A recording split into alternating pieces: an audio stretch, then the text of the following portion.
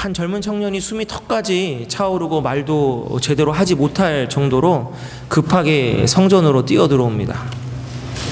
그때 제사장 아히멜렉은 그 청년을 보자마자 놀랍고 두려움으로 영접합니다. 왜냐하면 아히멜렉은 이 청년이 누구인지를 알기 때문입니다.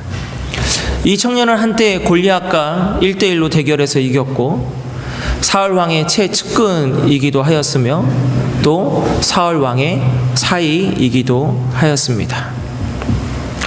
하지만 지금은 사울 왕이 가장 죽이고 싶어하는 인물임을 알기에 제사장 아히멜렉은 두려워할 수밖에 없었습니다. 지금 그가 홀로 다급하게 찾아와서 떡을 달라고 요구하고 있습니다. 평소 의로웠던 제사장은 다윗을 도와주기로 마음을 먹고 제사장 외에는 먹을 수 없는 진설병에 있는 떡을 먹게 해줍니다. 그리고 무기를 갖고 있는 것이 없는 것을 알고 다윗이 예전에 죽였던 그 골리앗의 그 칼이 마침 이 성전에 보관되어 있는 것을 알려주고 가져가게 합니다. 음식을 먹고 무기를 챙긴 다윗은 사울 왕의 암살을 피하기 위해서 곰곰이 생각하다가 오랜 시간 머무를 수 없는 것을 알고 이스라엘 땅을 벗어나기로 작정하고 간 곳이 바로 가드라는 이웃나라 아기스 왕에게로 갑니다. 그러나 그것은 하나님이 원치 않으셨던 목적지였기에 다윗은 그곳에서도 생명의 위협을 느낄 수밖에 없었고 침을 질질 흘리면서 미친 사람 연기를 해야만 했습니다. 그리고 간신히 목숨을 건질 수는 있었지만 아기스 왕에게로부터 쫓겨나게 돼서 더 이상 혼자 정처 없이 도망자의 신세가 될 수밖에 없었습니다. 그리고 간 곳이 어디냐? 바로 오늘 본문에 나오는 아둘람 굴입니다. 보통 우리가 생각할 때 굴, 동굴 하면 이미지가 좋지 않습니다. 어둡고 습하고 뭔가 기분이 나쁘고 정상적인 사람이라면 저런 데서 살 수 없지라고 생각하는 곳입니다. 마치 동굴이나 굴하면 뭔가 죄 짓고 이 세상으로부터 숨어 사는 사람들이 사는 곳, 피신처 같은, 은신처 같은 장소입니다. 하지만 오늘 성경에 나오는 아둘람 굴은 기분이 나쁘고 또 나쁜 사람들이 피신하는 곳에서 끝나지 않습니다. 오히려 이러한 굴이 회복의 장소로 나타나고 있습니다. 왜 굴이라는 장소가 회복의 장소가 되었는지는 오늘 본문을 통해서는 알 수가 없습니다.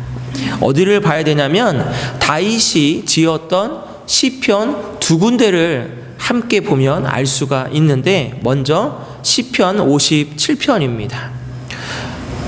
우리 한 절씩 좀 길지만 교독하면서 읽기를 원합니다. 우리 앞에 영상을 보시고 함께 제가 먼저 한 절, 여러분이 한 절 교독하며 시편 57편을 읽겠습니다.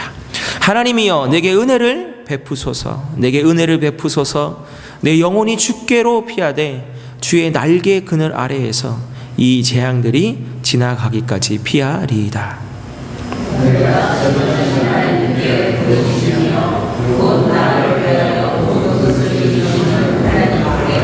그가 하늘에서 보내사 나를 삼키려는 자의 비방에서 나를 구원하실지라. 하나님이 그의 인자와 진리를 보내시리로다.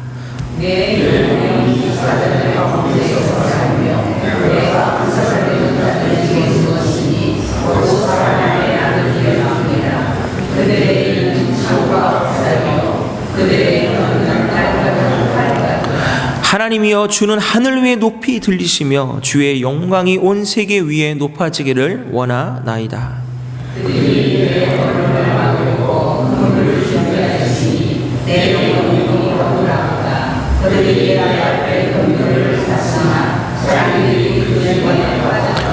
하나님이여 내 마음이 확정되었고 내 마음이 확정되었사오니 내가 노래하고 내가 찬송하리이다. 내 영광아 깨우치었다. 이파야 수고마 깨우치었다. 내가 스스로를 주여 내가 만민 중에서 주께 감사하오며 문 나라 중에서 주를 찬송하리이다.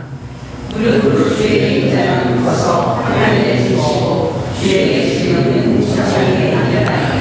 하나님이여 주는 하늘 위에 높이 들리시며 주의 영광이 온 세계 위에 높아지기를 원하나이다. 아멘. 우리 그 다음 한 편 더 읽겠는데 이 부분은 제가 읽어드리겠습니다. 시편 142편 말씀입니다. 내가 소리내어 여호와께 부르짖으며 소리내어 여호와께 간구하는도다. 내가 내 원통함을 그의 앞에 토로하며 내 우환을 그의 앞에 진술하는도다. 내 영이 내 속에서 상할 때에도 주께서 내 길을 아셨나이다. 내가 가는 길에 그들이 나를 잡으려고 올무를 숨겼나이다. 오른쪽을 살펴보소서. 나를 아는 이도 없고 나의 피난처도 없고 내 영혼을 돌보는 이도 없나이다. 여호와여, 내가 주께 부르짖어 말하기를 주는 나의 피난처시요 살아있는 사람들의 땅에서 나의 분깃이시라 하였나이다. 나의 부르짖음을 들으소서. 나는 심히 비천하나이다. 나를 핍박하는 자들에게서 나를 건지소서. 그들은 나보다 강하니이다. 내 영혼을 옥에서 이끌어내사 주의 이름을 감사하게 하소서. 주께서 나에게 갚아주시리니 의인들이 나를 두르리이다.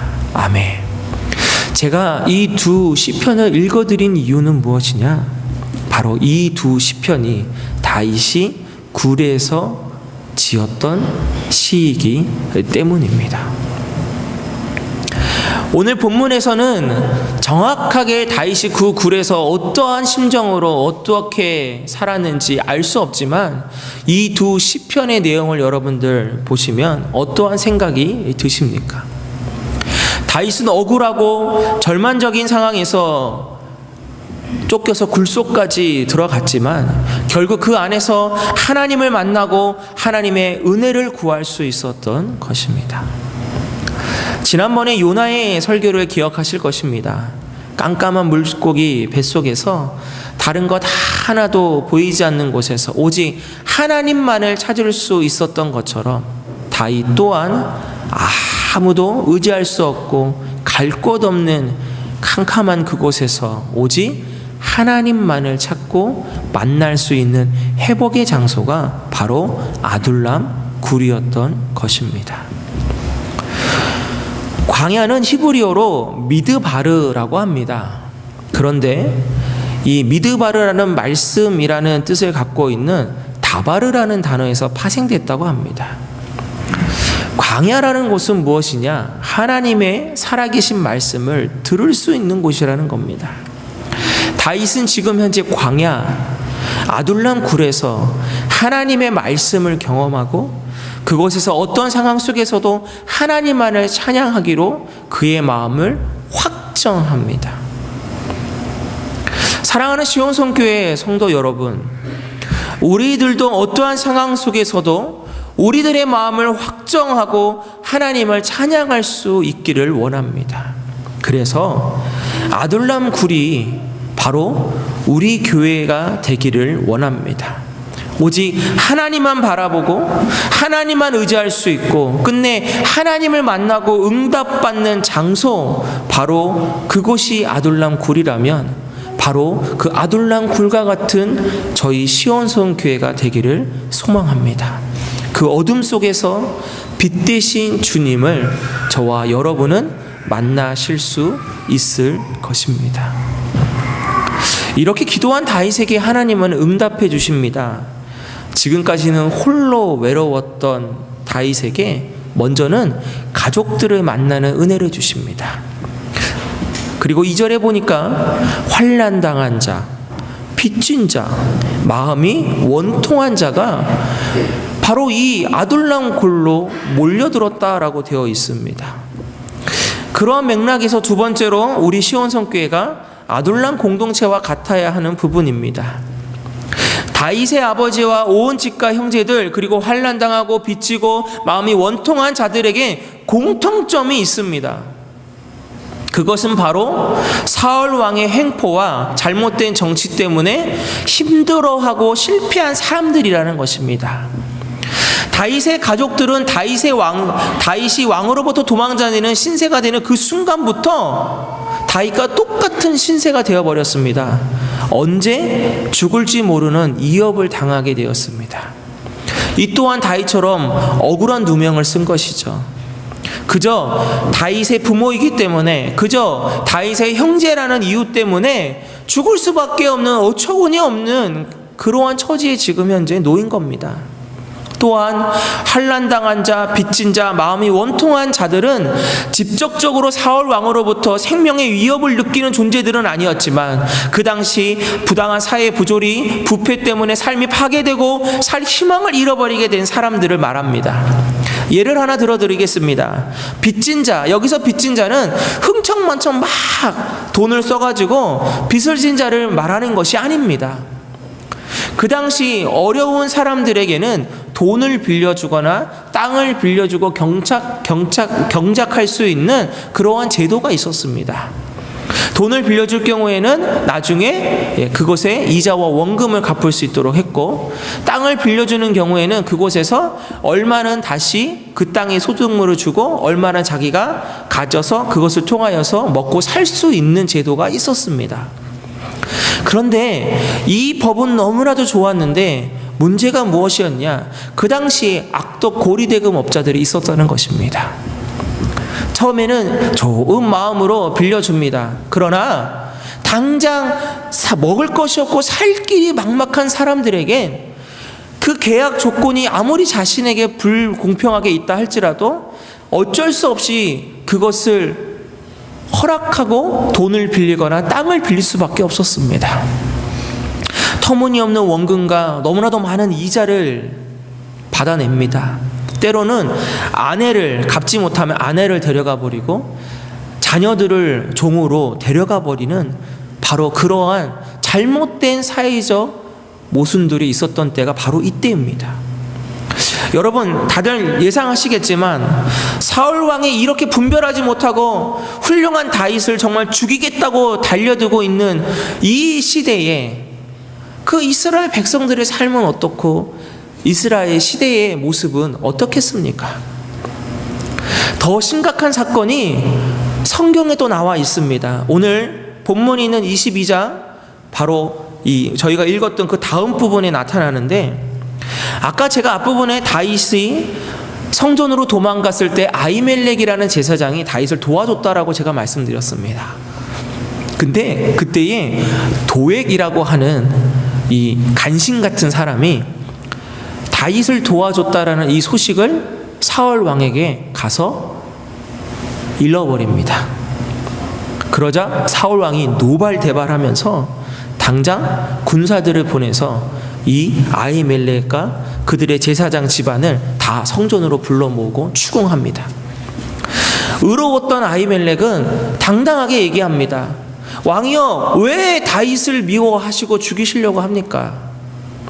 그러자 그곳에 있는 아히멜렉뿐만 아니라 제사장 집안이지 않습니까? 제사장 모든 집안의 사람들 85명을 다 칼로 죽여버립니다.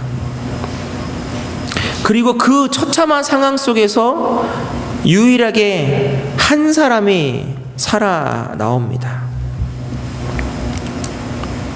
바로 그렇게 환난당하고 핍박당했던 그 시대가 바로 지금의 이 성경의 본문의 시대라는 것입니다.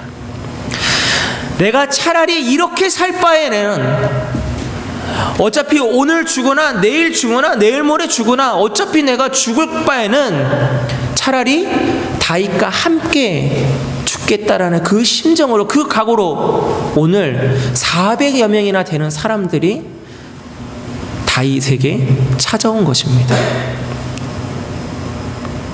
저는 이 본문을 보면서 지금의 시대와 교회들이 자꾸만 투영되는 것을 느끼게 됩니다. 불합리한 세상, 잘못 돌아가고 있는 시대, 공의가 강같이 흘러야 하는데 오히려 불의가 강같이 흐르는 것 같은 이 시대, 하나님의 말씀이 바로 서야 되고 바로 선 말씀 위에 올바르게 세워지고 성장해야 될 성도와 교회가 오히려 말씀에 바로 서지 못하고 올바르게 서지 못해서 자꾸만 세상 풍토에 이리저리 흔들리며 나아가는 모습을 볼 수밖에 없습니다. 지금 시대는 어떻습니까? 오히려 말씀대로 살아가려고 하면 할수록 더 힘들어지는 시대가 바로 지금 이 시대입니다. 그렇기 때문에 저는 오늘 아둘람 공동체가 지금 이 시대에 꼭 필요한 공동체라는 생각을 하게 되었습니다. 교회는 이런 사람들이 모이는 곳입니다. 그리고 그 교회가 바로 참된 교회의 모습일 것입니다. 우리 예수님께서 친히 이것을 보여주셨습니다. 예수님이 공생의 기간에 어떠한 사람들을 위해서 보여주셨습니까? 물질적으로 가난하고 어려운 자들, 불의한 시대 때문에 어려웠고 고통당했던 자들, 바로 그 사람들 편에 서서 그들을 위해서 사역하셨던 것이 바로 예수님의 모습이었고, 그 모습이 마치 오늘 본문에 나와 있는 아둘람 굴에 몰려든 사람들의 모습이고, 지금 이 시대를 살아가는 우리들의 모습이기도 하고, 우리 주변의 이웃들의 모습이기도 합니다. 다윗에게로 목숨을 걸고 오는 사람들의 마음을 우리는 헤아려 보아야 합니다. 편한 왕궁에 있는 다윗에게 온 것이 아닙니다. 굴의 피신에 있는 다윗에게로 오는 사람들의 마음, 얼마나 힘들고 얼마나 고통스러웠으면 그 다윗에게로 올 수밖에 없었는지 우리는 헤아려 보기를 원합니다. 불편한 환경입니다. 도망하는 신세입니다. 지금 현재 자기 한 몸 가눌 수 없는 처지에 있기에 이 400명이나 되는 사람들의 먹을 것과 잠자리와 삶의 자리들 당장에 해결해 줄 수 없는 상황입니다. 그럼에도 불구하고 그 모든 것들보다도 다윗과 이 아둘람 굴에 모여 있는 400여 명의 사람들은 오직 한 가지뿐이었습니다. 좋은 잠자리를 바라는 것이 아니었습니다. 맛있는 것을 먹으며 살겠다는 것 아닙니다. 다시 한번 회복해 보겠다는 것입니다. 다시 한번 살아보겠다는 것입니다. 이 불의한 세상 속에서 다시 한번 희망을 찾아보겠다고 이 다윗과 400여 명의 사람들이 똘똘 뭉친 공동체, 바로 그 공동체가 아둘람 공동체라는 것입니다. 그래서 우리 교회는 아둘람 공동체와 같은 교회가 되어야 합니다. 먼저는 다윗이 하나님을 만나는 장소가 바로 그 아둘람 굴이었던 것처럼, 바로 이곳이, 바로 이 성전이 하나님을 찾고 하나님을 만나는 귀한 아둘람 굴과 같은 귀한 성전이 되기를 주님의 이름으로 축복합니다. 그래서 2017년도엔 여러분, 이곳에서 간절한 예배가 드려지기를 원합니다. 간절한 기도가 드려지기를 원합니다.